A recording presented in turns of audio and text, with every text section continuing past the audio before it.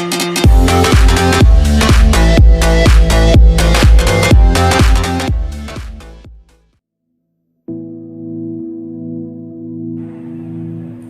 जय मसीह की।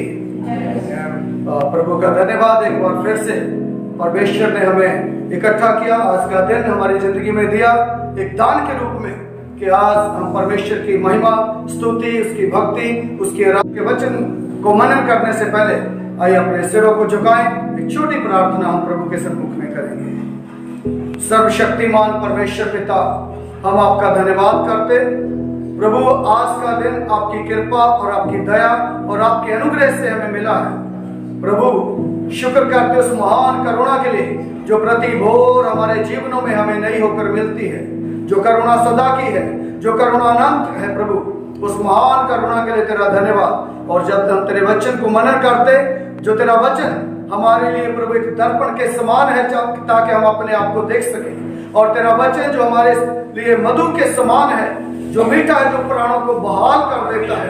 प्रभु तेरे वचन में जो ताकत और सामर्थ है प्रभु, उसके लिए हम धन्यवाद करते। आज हम तेरे वचन के सामने अपने आप को प्रभु दीन और नम्र करते और नतमस्तक होते और समर्पण करते प्रभु, ताकि तेरा वचन हमारी जिंदगियों में फलवंत होने पाए। आदर महिमा सब तेरे नाम को देते हुए प्रार्थना प्रभु यीशु के नाम से मांगते हैं, आमीन। परमेश्वर का धन्यवाद।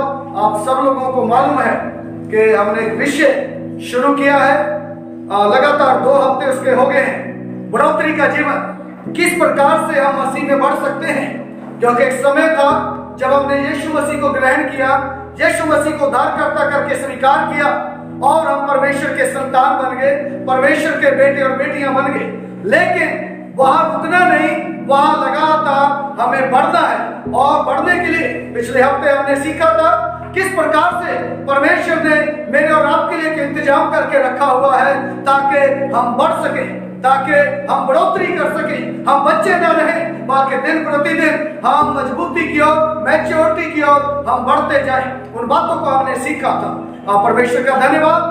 अपने आप से हम नहीं बढ़ पाते, बल्कि हमें बढ़ने के लिए परमेश्वर ने पवित्र आत्मा मेरे और आपके लिए दिया है ताकि वो हमारी मदद कर सके, हमारी सहायता कर सके, ताकि हम दिन प्रतिदिन मजबूती के साथ, दृढ़ता के साथ प्रभु में बढ़ सके। और परमेश्वर के पवित्र आत्मा के लिए धन्यवाद, क्योंकि इसलिए उसने हमें अंधकार से निकाला, इसलिए उसने हमारे गुनाहों और पापों को माफ किया, क्षमा किया।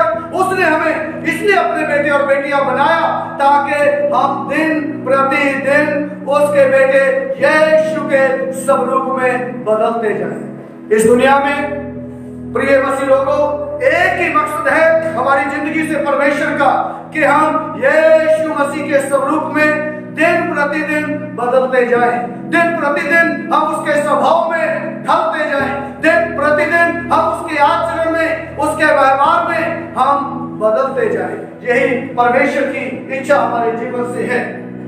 प्रियो, जरूर कई बार कई लोग मेरे से बात करते हैं, आजकल तो एक ही बात जो अन्य जातियों के समान, सोना, बोले कोई बोलता है 60,000 के करीब हो गया, कोई बोलता है 50,000 पार कर गया, क्या करेंगे। सुनिए, सोने के विषय में आपको बताना चाहूंगा। आप सोचेंगे परमेश्वर के वचन का सोने के साथ क्या संबंध। थोड़ा सा मैं आपको दुनिया की बात, कई बार मैं दुनिया की उदाहरण लेकर इसलिए बताता हूं ताकि हमें आसानी से समझ में आए, आसानी से हमारे दिमाग में सारी बातें बैठ जाएं। इसलिए कई बार मैं दुनिया की उदाहरणों को लेके आपको बताता हूं। जरूर जब आप सोना लेने जाएंगे, आप सुनार से पूछिएगा सबसे बढ़िया सोना, खालिश सोना, शुद्ध सोना कौन सा है, और वो बोलेगा 24 कैरेट सोना जो सबसे बढ़िया है, खालिश सोना है। लेकिन थोड़ा सा और डाउन बताइएगा, फिर वो बोलेगा 22 कैरेट का भी सोना है। आप पूछेंगे उसमें क्या फर्क है, वो बोलेगा इसमें 22 कैरेट तो सोना है, लेकिन 2 कैरेट इसमें तांबा मिला के इसको बनाया जाता, उसको भी सोना ही बोलते हैं। फिर आप बोलेंगे थोड़ा सा और, बोलेगा 18 कैरेट का भी सोना है, उसमें क्या फर्क है। हाँ, उसमें 18 कैरेट सोना है, लेकिन 6 कैरेट हेलो, 6 कैरेट उसमें तांबा मिलाया जाता है ताकि वो 24 लगे, सोना बन जाए। उसको भी सोना ही बोलते हैं। 24 कैरेट का शुद्ध सोना है, उसको भी सोना ही बोलते। 22 कैरेट का सोना है जिसमें 2 कैरेट तांबा मिलाया जाता, उसको भी सोना ही बोलते। 18 कैरेट का भी सोना है जिसमें 6 कैरेट तांबा मिलाया जाता, उसको भी सोना ही बोलते हैं। हाँ, थोड़ा सा और कम करना है तो 16 कैरेट का भी लीजिए, उसमें 16 कैरेट सोना है और 8 कैरेट उसमें तांबा मिला के उसको भी सोना ही बोला जाता। लेकिन कई शादी विवाह में आपने देखा होगा, आजकल दिखावे का समय है, बहुत लोग दिखावे में दिखावा पसंद करते। कई शादी विवाह में मैंने देखा, घरों में सजा देते, इधर उधर से बोलते, मोहल्ले पड़ोस में आ रहे, देख लो सामान, आ जाओ रे देख लो सामान। और वहां पर भी इधर से ब्याह वाले में भी लेके जाते, फिर उधर प्रदर्शन होता, पहले घरों में प्रदर्शन होता, देख लो सारे आके, फिर वहां शादी में जाएंगे, फिर उधर प्रदर्शन होता। वहां क्या करते, वहां भी डब्बे खोल खोल के, जे रोटी है, जे नाक का है, जे कान का है, जे पैर का है, जे मुंह का है, पता नहीं क्या क्या है। फिर एक बड़ा सा हार होता, उसको देख के भी आंखें चल जाती। फिर कई लोग जो पुराने बुजुर्ग उसको पूछते, ये सोने का है क्या?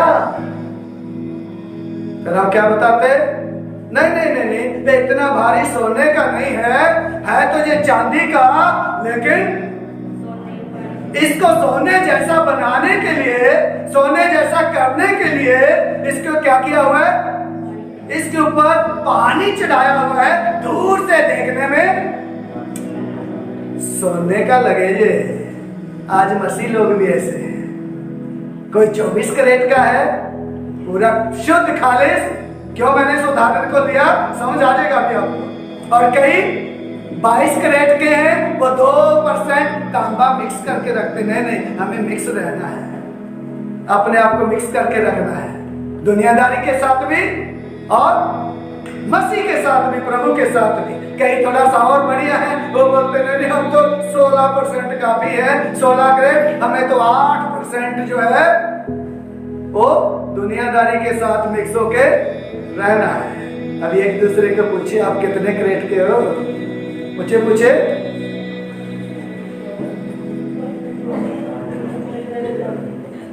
पूछे कितने कैरेट के हैं? पूरे शुद्ध 24 कैरेट के हैं, या 22 कैरेट के हैं, या 18 कैरेट के हैं, या फिर 16 के हैं? 8% तांबा मिक्स है। सुनिए, इस तांबे को खत्म करने के लिए और चमक लाने के लिए सोने को सुनार एक काम करता है, और वो काम क्या है? कई लोगों के पास पुराना सोना होता है, लेकिन शादी में जाना है वहां, और चाचा मामा ताऊ उनकी बहुएं उनके रिश्तेदार आएंगे, वहां अपनी पर्सनालिटी दिखानी है, लेकिन सोना तो ऊपर है, पहन के पुराना हो गया। इसलिए फिर क्या करते, पुराने सोने को ले जाके सुनार को बोलते, अरे थोड़ा इज्जत का सवाल है, नया लगना चाहिए ना, क्या करो, इसके ऊपर थोड़ा सा पॉलिश मारो ना, अच्छे से चमकाओ, ये भी नया लगे। सुनार एक काम करता है, बढ़िया चमकाने के लिए सोने को, उसको आग में से निकालता है। किसमें से? ताकि चमके। मुझे और आपको यदि चमकना है तो फिर, हेलो, आग की भट्टी में से होकर जाना पड़ेगा यदि चमकना है तो। और वो आग क्या है?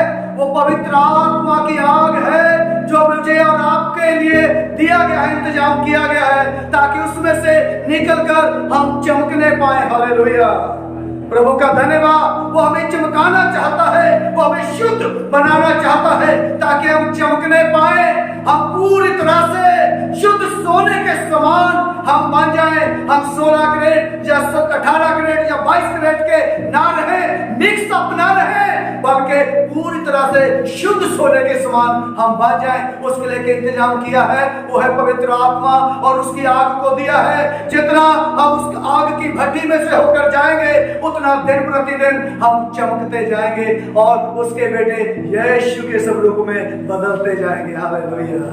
जो हमारे अंदर मिक्स है ना जो चीजें, उनको खत्म करने के लिए जो तांबा मिक्स है, किसी के अंदर 2 क्रेट, किसी के अंदर 4 क्रेट, किसी के अंदर 8 क्रेट, जो तांबा मिक्स है उसको खत्म करने के लिए पवित्र आत्मा की आग हमें दिया गया है। हालेलुया। ताकि वो पुराना स्वभाव, पुराने विचार, पुरानी जिंदगी, पुरानी सोच वो हमारी जिंदगी से दिन प्रतिदिन खत्म हो और हम यीशु मसीह के स्वरूप में हम दिन प्रतिदिन अंश अंश करके बदलते जाएं। प्रयोजन एक दिन में नहीं होगा, जो एक क्षण में नहीं होगा, बल्कि दिन प्रतिदिन हम बदलते जाएंगे। दिन प्रतिदिन हम उसके स्वरूप में बदलते जाएंगे और उसके स्वरूप में बनते जाएंगे। एक वचन को पढ़िएगा, 2 कुरिन्थियों, जल्दी से बिना समय गवाए, उसका 3 अध्याय 17 और 18 आयत को पढ़िएगा ऊंची आवाज में। 2 कुरिन्थियों 3 अध्याय 17 और 18 आयत। 2 कुरिन्थियों 3 अध्याय 17 और 18 आयत। प्रभु तो आत्मा है। सुनिए, प्रभु तो आत्मा है और जहाँ कहीं प्रभु का आत्मा और है, जहाँ कहीं भी परमेश्वर का आत्मा है वहाँ स्वतंत्रता है। हाँ, वो आजाद कर देता है। जहाँ कहीं परमेश्वर का आत्मा है वहाँ स्वतंत्रता, वहाँ आजादी है, क्योंकि वो आजाद कर देता है हमें। परंतु जब हम सब के सब उघाड़े चेहरे से प्रभु का प्रकाश या प्रताप इस प्रकार प्रकट होता है, जिस प्रकार दर्पण में शीशे में प्रभु के द्वारा जो आत्मा है हम उसी तेजस्वी रूप में अंश अंश करके बदलते हैं। हालेलुया। अंश अंश करके दिन प्रतिदिन हम बदलते हैं। उसके लिए पवित्र आत्मा दिया गया है, ताकि दिन प्रतिदिन जो 2 क्रेट तांबा मिक्स है, जो 4 क्रेट तांबा मिक्स है, जो 8 क्रेट तांबा मिक्स है, उसको धीरे धीरे वो खत्म करता जाए और अंश अंश करके दिन प्रतिदिन हम बदलते जाएं। सुनिए, क्योंकि हम दुनिया में हैं, हम शरीर में हैं और क्योंकि दुनिया के साथ हम सटे हुए, हम शारीरिक रूप में हम हैं, क्योंकि शरीर में पाप का स्वभाव है। और इसलिए आप देखिएगा, परिवार में जो बच्चा होता है, बच्चे के अंदर मामा, चाचा, ताऊ, फूफा, माँ बाप है ना, जो उसके रिलेटिव हैं, नाना नानी, उनका स्वभाव जरूर पाया जाता है। कारण अभी तो वो बच्चा है, क्योंकि उसके अंदर किसी ना किसी का स्वभाव जो है जरूर होता है। और वो स्वभाव, क्योंकि वो जनरेशन से है, वो क्रोनोलॉजी से है, वो वंशावली के कारण है, और वो इसलिए परमेश्वर दिन प्रतिदिन हमें बदलना चाहता, दिन प्रतिदिन हमें अंश अंश करके वो बदलना चाहता। इसलिए परमेश्वर ने पवित्र आत्मा हमें दिया है। सुनिए, एक पास्टर की गवाही में आपके साथ शेयर करना चाहूंगा। वो प्रभु के दास, बहुत समर्पित दास, और अपना सब कुछ घर बार छोड़ के अपनी पत्नी को ले आके साथ लिया और सेवकाई करने के लिए आ गए। उनके अपने सारे ऐशोराम की जिंदगी, क्योंकि बहुत पैसा धन संपत्ति उनके पास था, इंजीनियर थे वो पेशे से, लेकिन सब कुछ छोड़ के उन्होंने बोला प्रभु की सेवा करनी है और ऐसे लोगों के बीच में करनी है जहां पर कोई भी जाकर सेवा करना नहीं चाहता, जहां कोई भी जाकर सुसमाचार प्रचार करना नहीं चाहता, जहां कोई भी यीशु मसीह के प्रेम को ले जाकर उनको बताना नहीं चाहता कि आपके लिए यीशु क्रूस पे मरा है। ये प्रभु के दास ऐसी जगह जाके सेवकाई करना शुरू किया और उनके शुरुआती दिनों में जब लोग विश्वास में आने लगे, और एक दिन एक बहन जिसके 3 बच्चे थे वो बहुत बीमार हो गई, और इतना बीमार हुई और लोकल डॉक्टर को दिखाया। डॉक्टर बोला ये मरने पर है, इसलिए इसको किसी बहुत बड़े हॉस्पिटल में लेके जाइए, क्योंकि यदि आप इसका ट्रीटमेंट नहीं कराएंगे ये मर जाएगी। और अभी पास्टर वो बोले भैया, पास्टर को भैया बोलते थे, बोले भैया आप चलो ना साथ में, आपके पास गाड़ी है और आप गाड़ी में लेके जाइए जल्दी से, क्योंकि हॉस्पिटल तो यहाँ से 200 किलोमीटर दूर है। अभी पास्टर फटाफट अपनी गाड़ी निकाला, उस बहन को बिठाया और साथ में उस बहन के पति भी बैठ गए और एक और चर्च की बहन। ये सब लोग जो है, चारों लोग 200 किलोमीटर गाड़ी चला के इनको हॉस्पिटल में लेके गए। और डॉक्टर ने जब उनको चेक किया, डॉक्टर बोला अभी इसको इमरजेंसी, इसका ऑपरेशन करना पड़ेगा, नहीं तो ये मर जाएगी। वो बोले ठीक है ऑपरेशन करो जल्दी से। वो बोले ऑपरेशन तो करेंगे, लेकिन इसके अंदर खून की कमी है और इसको खून देना पड़ेगा। तुम में से किसी ना किसी को खून देना पड़ेगा।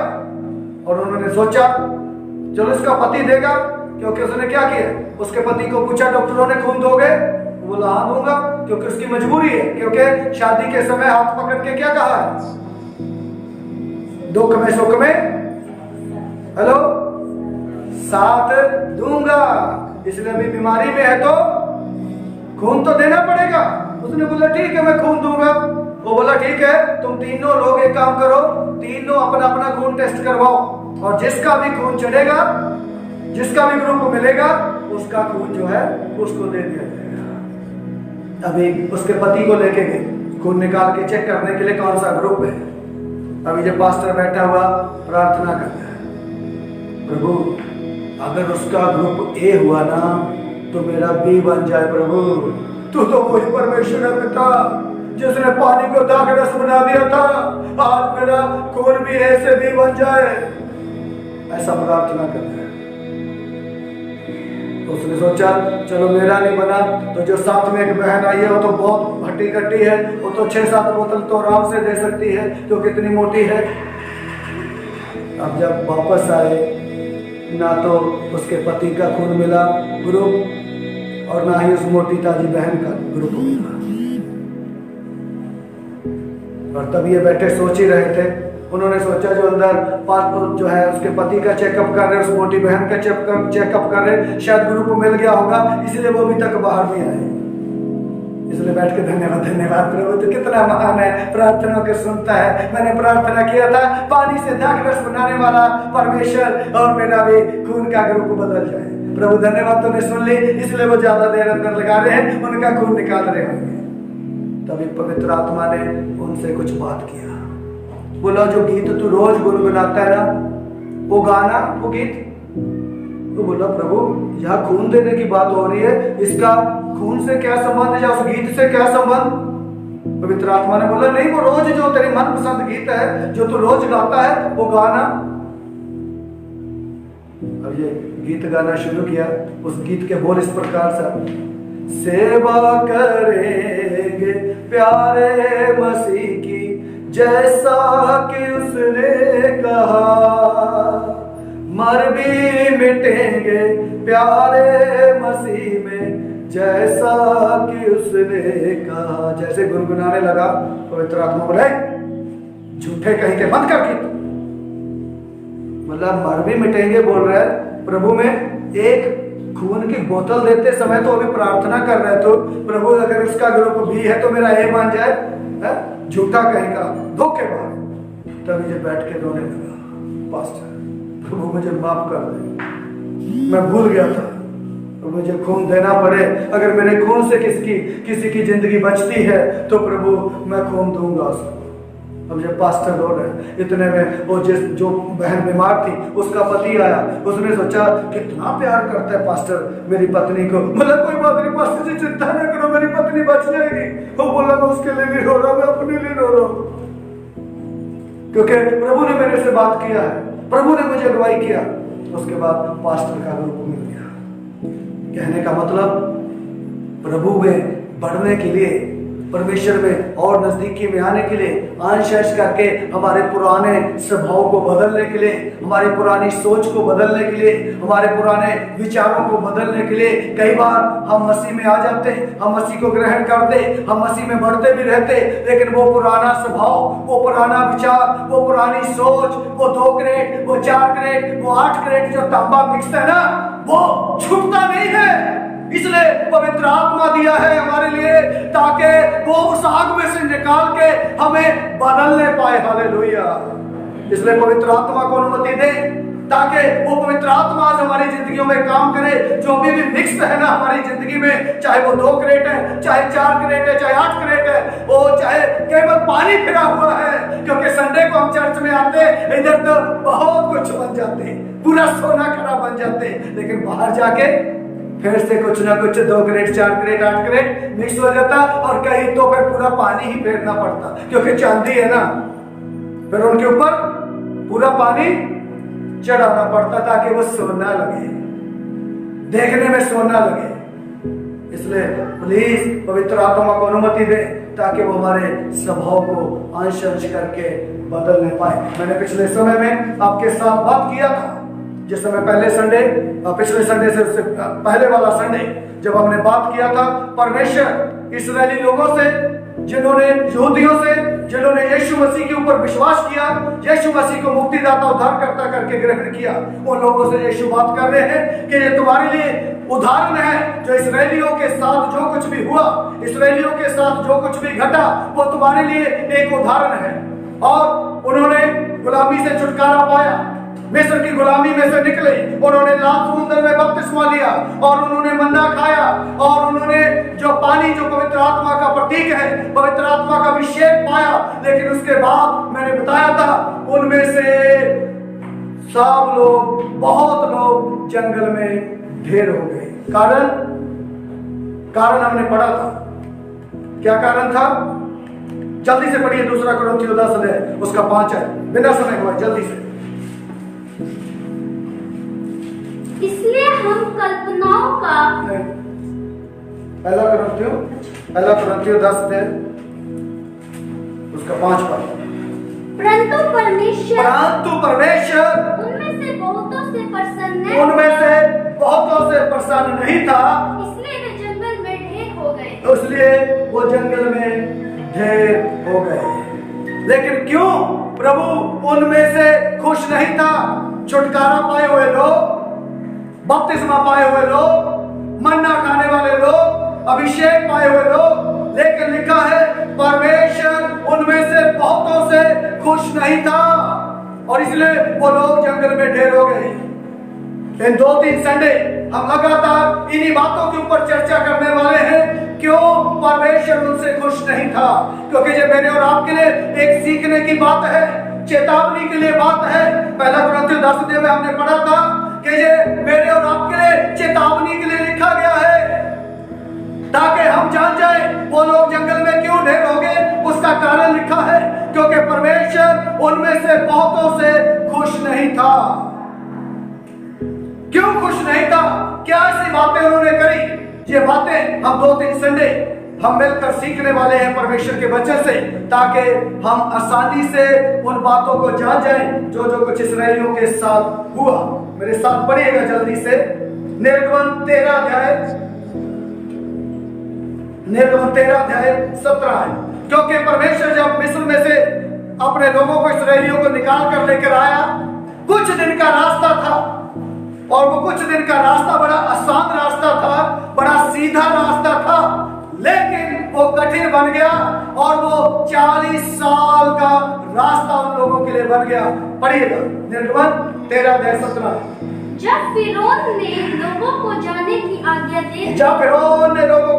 आज्ञा दी, तब यद्यपि फिलिस्तियों के देश में होकर जो मार्ग जाता है, हाँ, जो फिलिस्तियों के देश में से होकर जो मार्ग जाता था, वो छोटा था, तो भी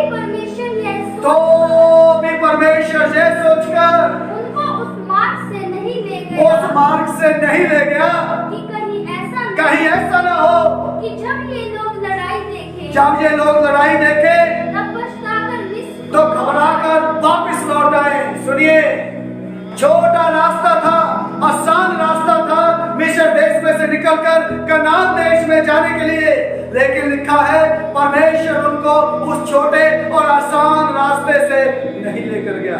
कारण क्योंकि ये लोग मिस्र देश में मजदूरी करते हुए, ईंटें बांधते हुए और ईंटों बनाते हुए वो इतने कमजोर थे, उन्होंने युद्ध देखा नहीं था, उनको युद्ध करना आता नहीं था।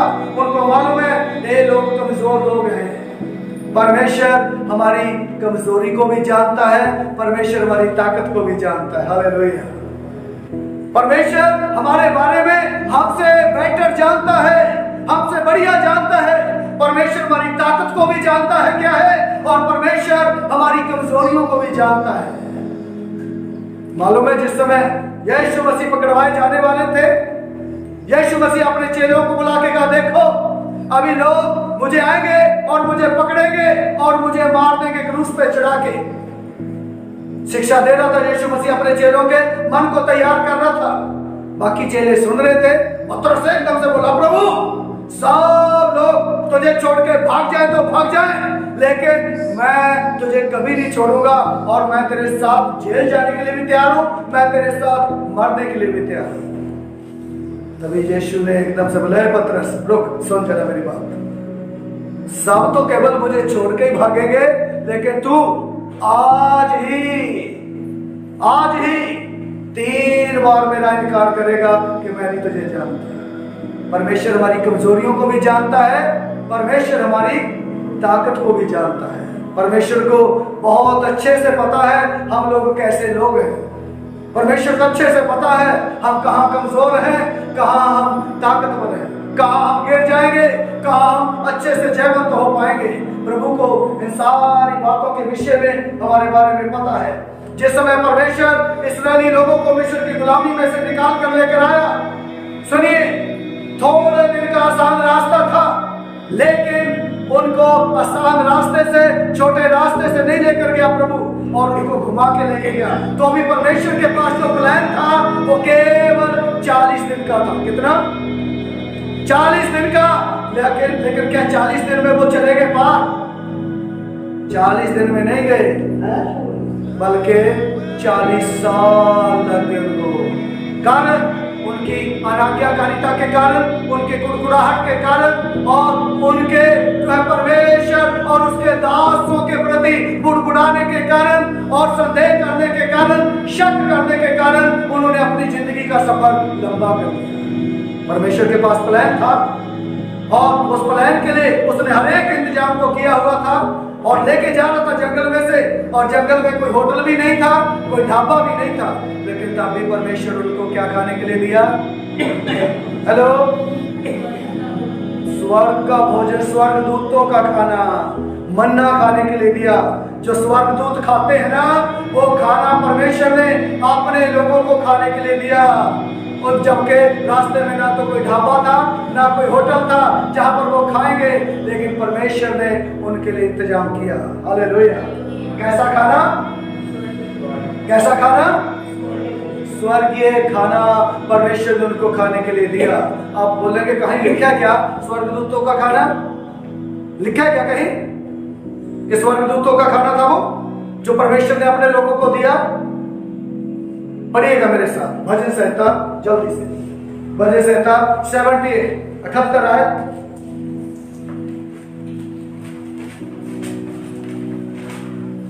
भजन संहिता 78 उसका 25 आयत, जल्दी से। मनुष्य को स्वर्गदूतों की रोटी मिली। हेलो, क्या मिला? मनुष्यों को स्वर्गदूतों की रोटी मिली, उसने उनको मनमाना भोजन और मनमाना भोजन दिया। हालेलुया। समझ रहे? परमेश्वर ने मनुष्यों को क्या दिया? स्वर्गदूतों का खाना।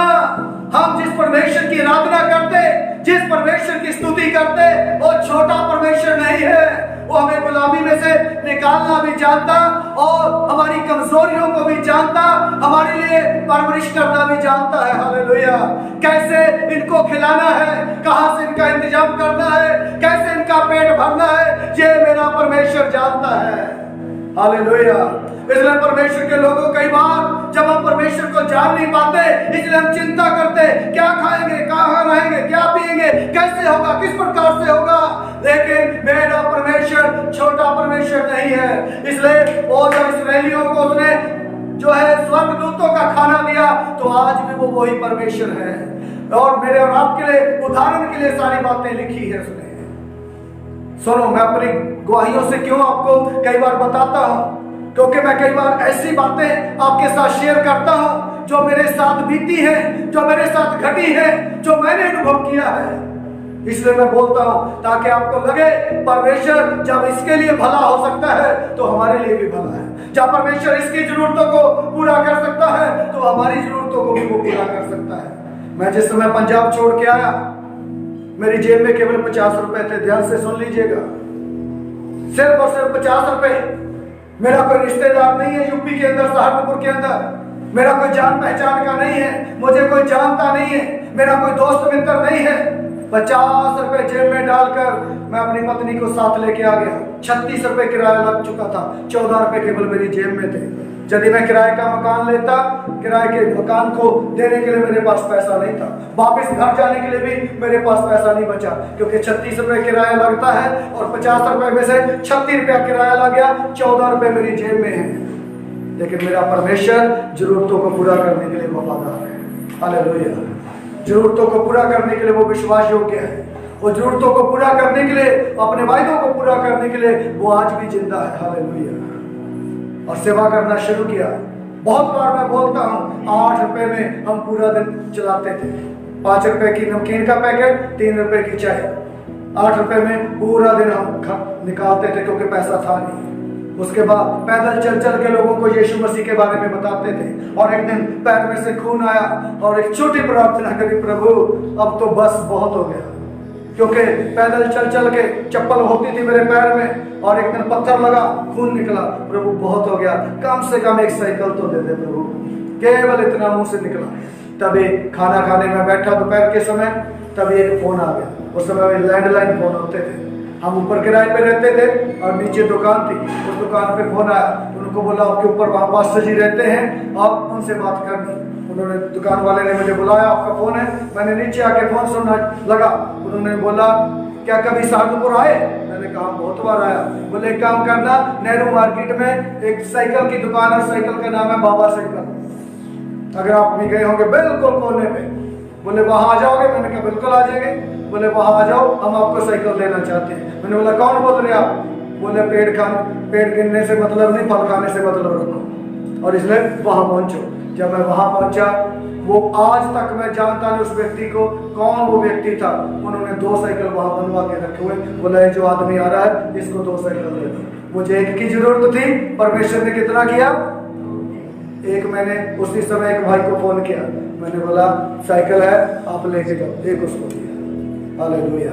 वो प्रभु साइकिल के ऊपर 75 किलोमीटर साइकिल चला के सेवकाई किया है। जहां भी मन करता था, जहां भी प्रभु लेके जाता था, जहां भी मौका मिलता था, वहीं साइकिल चला के पहुंचते थे और वहां जाके सुसमाचार प्रचार करते थे। अचानक से एक दिन ऐसी समस्या होगी कि साइकिल चलाने से परमेश्वर, डॉक्टर ने मना कर दिया। तभी परमेश्वर ने बाइक का इंतजाम कर दिया। किसी को बोला इसको बाइक दीजिए, परमेश्वर का धन्यवाद, बाइक चलाया। सब लोगों को मालूम है, जहाँ भी आप लोगों के पास हम आए है ना, आपके घरों में, आपके गांव में, आपकी जगहों में बाइक पे चला के आए। लेकिन प्रभु का धन्यवाद, जो गाड़ी खड़ी हुई है और परमेश्वर के एक दास को दर्शन दिया और 3 साल लगातार मेरे पीछे घूमता रहा। हम आपको कार देना चाहते हैं, हम आपको कार देना चाहते हैं, क्योंकि मेरे पास खड़ी करने की जगह नहीं। हमने बोला हमें चाहिए नहीं, क्योंकि खड़ी करने की जगह नहीं। आप सब लोग जानते हैं कितनी बार वो इधर प्रचार करने के लिए आए। 7.5 लाख रुपए का कार जो है वो गिफ्ट लेके दिया। हालेलुया। प्रभु हमारी जरूरतों को, हमारी आवश्यकताओं को पूरा करने के लिए विश्वास योग्य और धर्मी है। स्वर्गीय मन्ना दिया उन्होंने, परमेश्वर ने। जो स्वर्गदूत खाना खाते, वो परमेश्वर ने अपने लोगों को खाना खाने के लिए दिया है। हालेलुया। आगे बढ़िएगा जल्दी से, आपको मैं बताना चाहूंगा गिनती की किताब, उसका 11 अध्याय, उसका 4 है। ध्यान से सुनना, गिनती की किताब 11 अध्याय उसका 4 है। खाना तो दिया और उसका राशन एक हफ्ते दिन के लिए नहीं था। उसका राशन कब तक था? 40 साल का कॉन्ट्रैक्ट था परमेश्वर के साथ। आजकल की सरकार 2 महीने, 4 महीने, 6 महीने राशन देंगे बोले बस। लेकिन ये जो कॉन्ट्रैक्ट था, सरकार बदलने पे खत्म नहीं हो गया। 40 साल लगातार कॉन्ट्रैक्ट रहा। 40 साल अपने लोगों को राशन देता रहा परमेश्वर। स्वर्गदूतों का खाना, स्वर्गदूतों का मन्ना अपने लोगों को देता रहा परमेश्वर। पढ़िएगा। फिर जो मिली जुली भीड़ उनके साथ थी। हाँ जी, क्या था? इस्राएलियों के साथ कौन थे? हेलो, मिली जुली मतलब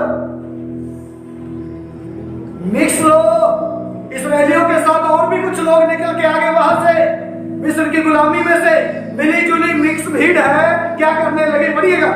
वह कामुकता करने लगी। क्या करने लगी? कामुकता, रोने लगे, चिल्लाने लगे। किस बात के लिए? पढ़िएगा। और इस्राएली भी फिर रोने और कहने लगे हमें मांस खाने को कौन देगा? अभी रोटी मिल रही थी, अभी मिक्स भीड़ है ना, 50-50 मिली जुली भीड़ है, मिक्स लोग हैं। क्योंकि उन्होंने रोना शुरू किया ना, जो मिली जुली भीड़ के लोग थे उनको देखा देखी परमेश्वर के लोग रोने गए। ये रोने का काम किसका है? संसारिक चीजों के लिए रोना ये किसका काम है? हेलो, ये अन्य जाति लोगों का काम है, परमेश्वर के लोगों का काम नहीं है रोना चीजों के लिए। क्योंकि वो अपने बाप को नहीं जानते, हम हमारे बाप को जानते हैं। उसने सिखाया है हमें कि ये तो चिंता क्या खाएंगे, क्या पिएंगे, कहाँ रहेंगे, क्या पहनेंगे, क्या उड़ेंगे, ये तो अन्य जातियों के लिए है। लेकिन तुम्हारा स्वर्गीय पिता जानता है तुम्हें इन चीजों की आवश्यकता है। हालेलुया। लेकिन यहाँ मिली जुली भीड़ क्या करने लगी? पढ़िएगा जल्दी दोबारा से। फिर जो मिली जुली भीड़ उनके साथ थी वह कामुकता करने लगी। कामुकता करने लगे किस बात के लिए? और इस्राएली भी फिर इस्राएली भी रोने लगे उनके साथ मिलके, हमें मांस चाहिए, चिल्लाने लगे। अब मूसा देख रहे प्रभु का दास, अरे कहां से लाऊंगा? यदि समुद्र की सारी मछलियां भी पकड़ के ले आऊं तो भी इतने लोगों के लिए कम पड़ जाएगी। इतना मांस कहां से ला के दूंगा? मीट की सारी दुकानों से भी इकट्ठा करूंगा तो भी इतने लोगों के लिए कम पड़ जाएगा। इस्राएली तो रो रहे हैं, चिल्ला रहे हैं। अरे प्रभु, मूसा भी देख रहे, क्या प्रभु, यदि समुद्र की सारी मछलियां भी तू मेरे जाल में फंसा देगा तो भी इतने लोगों का पेट नहीं भरेगा।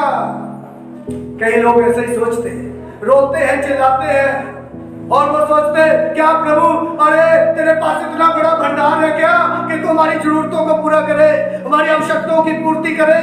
और रोते हैं, चिल्लाते हैं संसारिक चीजों के लिए, दुनियावी चीजों के लिए मिली जुली भीड़ के साथ मिलके। क्योंकि वो दुनिया को देखते, वो समाज को देखते, वो अन्य जातियों को देखते और इसलिए उनके साथ मिलके फिर मसीह लोग भी रोना शुरू करते हैं। खरबूजे को देख के खरबूजा रंग बदलता है। अरे वो तो अन्य जाति है इसलिए वो रो रहे हैं, हमें ये चाहिए, हमें वो चाहिए, हमें ऐसा चाहिए, हमें वैसा चाहिए। वो तो अन्य जाति है।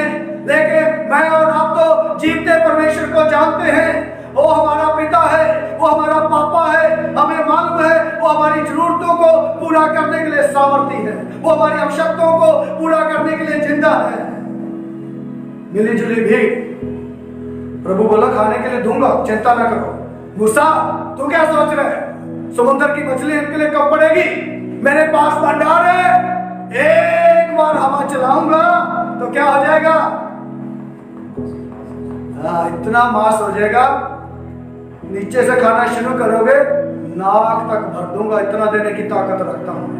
हालेलुया। तुम मांस की बात कर रहे, इतना दे दूंगा नाक तक तुम भर जाओगे।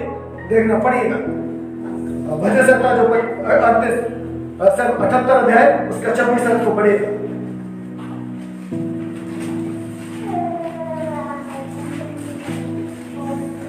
जल्दी से 78 अध्याय 26 है। उसने आकाश में पुरवाई को चलाया। कैसे? मांस कैसे आया? उसने आकाश में पुरवाई हवा चलाई और अपनी शक्ति से दखनी बहाई। अपनी शक्ति से दखनी हवा बहाई और उनके लिए मांस धूल के समान बहुत बरसाया। धूल के किरणों के समान क्या हो गया? ऊपर से मांस बरसना शुरू हो गया। बोला खाओ, कितना खाओगे? परमेश्वर ने मांस तो खिलाया, लेकिन क्या किया? उसके साथ साथ क्या किया? पढ़िएगा आगे। और समुद्र के बालू के समान समुद्र के बालू के समान अनगिनत पक्षी भेजे अनगिनत पक्षी भी भेजे और उनकी छावनी के बीच में उनकी छावनी के बीच में उनके निवासों के चारों ओर गिराए और उनके चारों ओर गिराए। आगे बढ़िएगा। वे खाकर अति तृप्त हुए वो खा के तृप्त भी हुए और उसने उनकी कामना पूरी की और उन्हें कामना भी पूरी की कि परमेश्वर का क्रोध उन पर भड़का ओ फिर परमेश्वर का क्रोध भी भड़का और उसने उनके हष्ट पुष्टों को घात किया और मार भी दिए। कारण जो हम पढ़ रहे हैं लगातार संतुष्ट नहीं थे। परमेश्वर ने जो दिया उसमें संतुष्ट नहीं थे और चाहिए। रोज रोज मन्ना खा रहे हैं, उब गए हैं, मीट चाहिए, एक ही खाना मिल रहा है, संतुष्टि नहीं है, संतुष्टि नहीं है। परमेश्वर के लोगों, बाइबल बता रही है नया नियम के लोगों, संतोष से है भक्ति बड़ी कमाई है। दुनिया के लोगों के पास संतुष्टि नहीं है, मन समझ में आता है। संसारिक लोगों के पास संतुष्टि नहीं है, समझ में आता है। लेकिन परमेश्वर के लोग भी असंतुष्ट हो, ये समझ में नहीं आता। परमेश्वर के लोगों को संतुष्टि होना चाहिए। जो कुछ प्रभु ने दिया है, जिन हालातों में प्रभु ने रखा है, जिन परिस्थितियों में भी वो रखना चाहेगा, प्रभु तेरा धन्यवाद। अब ये संतुष्ट नहीं है, अरे मूसा, अरे परमेश्वर, रोज रोज एक ही खाना खा के हम उब गए, हमसे नहीं खाया जाता, हमें चिकन चाहिए, हमें मटन चाहिए, हमें मीट चाहिए, हमें मछली चाहिए, हमें फ्राई चाहिए, ऐसा चिल्लाने लगे। प्रभु बोला दूंगा, नाक तक भरूंगा, और भरा नाक तक उनको खाने के लिए इतना दिया। लेकिन रेत के समान पूरे ढेर लगा दिए उनके घरों के चारों ओर, खाओ जितना खाना उठा उठा के। लेकिन उसके साथ साथ परमेश्वर ने उनको नाश भी कर दिया, कारण संतुष्टि नहीं है। प्रियो, आज बहुत लोग प्रार्थना करते हैं, हमें ये दीजिए, हमें वो दीजिए। प्रार्थना करना गलत नहीं है, मैं प्रार्थना को गलत नहीं ठहराता, पर कितने लोग हैं, प्रभु जो तूने दिया तेरा धन्यवाद, जिस परिस्थिति में भी तूने हमें रखा है, प्रभु तेरा धन्यवाद। आज कितने लोग ऐसे हैं जो परमेश्वर से प्रार्थना करते, प्रभु और चाहिए, दुनिया की चीजें तो चाहिए, पर अभिषेक कितना चाहिए, सामर्थ कितना चाहिए, बल कितना चाहिए, प्रभु की उपस्थिति कितनी चाहिए, वो प्रार्थना नहीं करते। कितने लोग हैं इस प्रकार से धन्यवाद देते, प्रभु जिस परिस्थिति में भी हैं, जिन हालातों में भी हैं, जहां पर भी तूने हमें रखा है, पर्याप्त है हमारे लिए, प्रभु तेरा धन्यवाद। कितने लोग ऐसे भी हैं हमारे चारों ओर, जिनको एक वक्त का भोजन भी नहीं मिल पाता और वो भूख से मर जाते हैं। क्या उन लोगों से बढ़िया प्रभु ने हमें नहीं रखा हुआ? क्या उन लोगों से अच्छा प्रभु ने हमें नहीं रखा हुआ? मैं अक्सर बैठकर अकेला, मैं इधर किस जगह पर आता हूँ, कई बार जब सारे ऊपर होते हैं, मैं अक्सर इधर आके बैठता हूँ, मैं हाथ उठा के प्रभु का धन्यवाद करता हूँ। प्रभु मेरी औकात नहीं, मेरी योग्यता नहीं, मैं दुनिया में चारों ओर देखता हूँ जो सरकारी नौकरियां करते या जिनके पास जमीनें हैं, हजारों बीघा के मालिक हैं, वो लोग भी ऐसी संतुष्टि उनके पास नहीं है। लेकिन धन्यवाद, तूने मुझे जिस स्थान पे भी रखा, जो कुछ भी मेरे लिए किया है, प्रभु मेरी औकात से बढ़कर किया है, धन्यवाद हो तेरा। सुनिए, एस्तर थी, एस्तर के समान और भी बाहर लड़कियां बुलाई गई थी। वो बोले, राजा ने पूछा क्या चाहिए? अरे लिपस्टिक चाहिए सुंदर बनने के लिए, पाउडर चाहिए, ये चाहिए, ब्यूटी पार्लर चाहिए, ना मसाला चाहिए, बटना चाहिए। राजा बोला दो सब। एस्तर की बारी आई, बोले क्या चाहिए? बोले राजा की कृपा चाहिए। सिंहासन पर बिठा दिया गया। हालेलुया। चीजें चाहिए तो राजा बोलेगा दो इनको चीजें, लेकिन प्रभु की कृपा मांगेंगे, प्रभु बस तेरी कृपा चाहिए, उसी में संतुष्ट है। तेरा अनुग्रह चाहिए प्रभु, उसी में संतुष्ट है हम। प्रभु सिंहासन पर बिठाएगा। आज हम चीजों के पीछे भागने वाले हैं, या प्रभु का आत्मा आपको संतुष्ट रहना सिखाता है, या प्रभु के आत्मा की संतुष्टि में आप संतुष्ट हैं? हम खुद जानते हैं, इसलिए वो नाश हो गए, क्योंकि प्रभु उनसे खुश नहीं था। और आपके लिए एक उदाहरण के रूप में, एक एग्जाम्पल के रूप में हमारे लिए लिखा गया। और आने वाले दिनों में अगले हफ्ते से अगले हफ्ते लगातार हम चर्चा करेंगे क्यों प्रभु उन लोगों से खुश नहीं था, इसलिए जंगल में ढेर कर दिए, इसलिए जंगल में मर गए। मेरे और आपकी कहानी है, मेरी और आपकी स्टोरी है। ऐसा ना हो प्रभु हमसे भी ना खुश हो। और इसलिए एक क्षण लेकर जांचे परखें, क्या प्रभु मेरी भक्ति से, मेरी आराधना से, मेरी प्रार्थना से, मेरे देने से, मेरी आराधना से और मेरे वचन मनन से क्या प्रभु खुश है? या फिर अपने आप को जांचे, क्या मैं संतुष्ट हूँ? जिस हालातों में, जिन परिस्थितियों में प्रभु ने मुझे रखा, क्या मैं उसमें संतुष्ट हूँ? क्या मैं प्रभु का धन्यवाद करता हूँ या करती हूँ ऐसी परिस्थितियों में? या फिर लालच की आत्मा या लालच की भावना, सब कुछ मुझे मिल जाए, ऐसी बातें हमारे जीवन में घर कर गई हैं। या हम संतुष्ट नहीं है जो कुछ भी प्रभु की ओर से हमें मिलता है, हम डिमांड करते हैं प्रभु हमें, हम उब गए हैं या हम तृप्त नहीं है, प्रभु हमें और कुछ दीजिए। या फिर हम ऐसे वायरस से ग्रस्त हैं या ऐसी आत्मा से हम पीड़ित हैं। यदि ऐसा है, आइए एक बार फिर से अपनी आंखें बंद करें, प्रभु से क्षमा मांगे। ऐसा ना हो जैसे वो इसराइलियों से खुश नहीं था, इसलिए इसराइली जंगल में ढेर हो गए।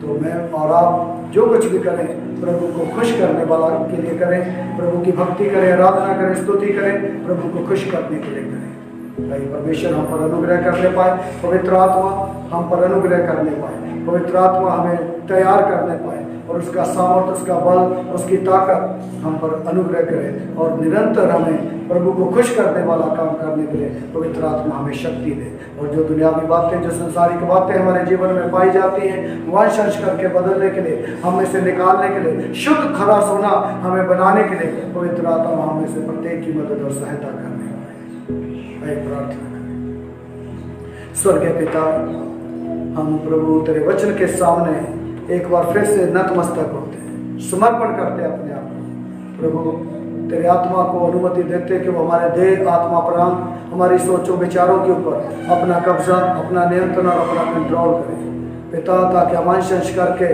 तेरे बेटे यीशु के स्वरूप में बदलते चले गए। प्रभु हमारा मानवीय स्वभाव, हमारी दुनियावी सोच, दुनियावी बातें, दुनियावी हमारे रिश्ते, दुनियावी हमारे नाते, प्रभु हमें तेरे प्रेम से, तेरी नजदीकी से अलग न करने पाए। प्रभु आप कृपा करें, दया करें। शुक्र करते पिता, आपने हमारी प्रार्थना को सुना। प्रभु हम बदलना चाहते हैं, हमें बदलाव दीजिए ताकि हम तेरे बेटे यीशु के स्वरूप में बदलने पाए। प्रार्थना प्रभु यीशु के नाम से मांगते हैं, आमीन। प्रभु आपको आशीष दे।